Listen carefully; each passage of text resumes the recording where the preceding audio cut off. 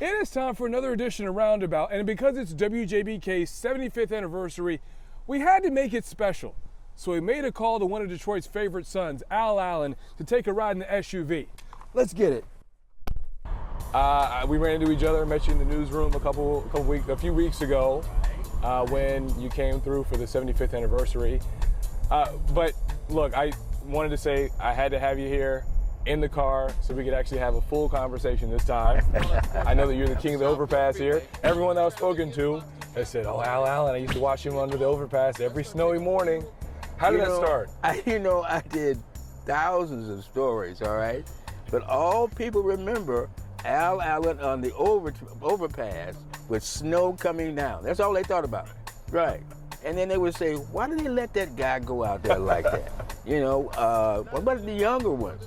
Nobody else wanted to do it. Mm-hmm. Nobody else wanted to get up early in the morning, like 1, 2, or 3 o'clock, and get out there in bad weather.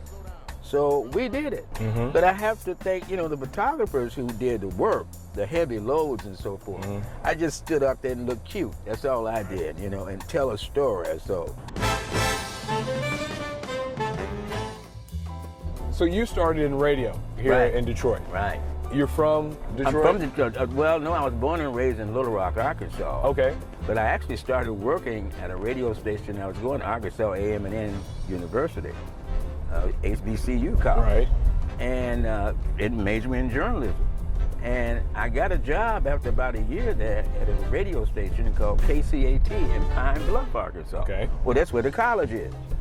So I says, well, I was mopping floors, cleaning windows, taking out the trash, doing news, anchoring, being a disc jockey. So doing everything? Everything. And I stayed about a year because I had to get back to Detroit. And the rest is just history. Detroit is one of the great news towns in America. You've been here long enough to see. Oh, yeah. If it happens anywhere in the world, there is a Detroit connection. There's a lot of news that comes out of Detroit, a lot of news that comes out of Michigan. You remember your first few days here at the station, what that was like? What was that like pulling up in here, coming in here, and coming to work? The first day I went on, I had a mentor. His name was Joe Weaver. And he says, Al, he was the automotive reporter. Okay. Because at that time we had special reporters doing special things. Because the auto industry was so big. Oh yeah, yes it was. And he says, Al, a couple of things. He says, first of all, take your photographers to lunch.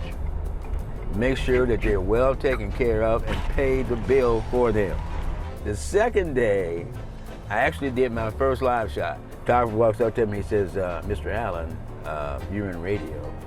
Only a few hundred people heard you.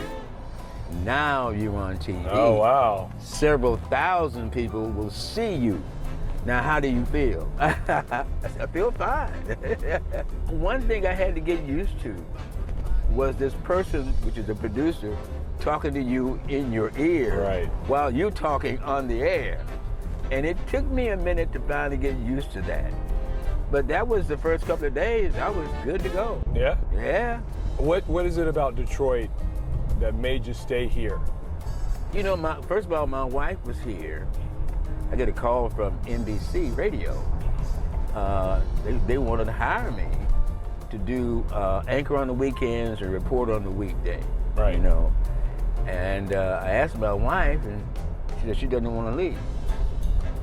So and he sent me a nice letter like, people never leave when we offer you a job like that. Right. I'm saying to myself, well, I'm one of them.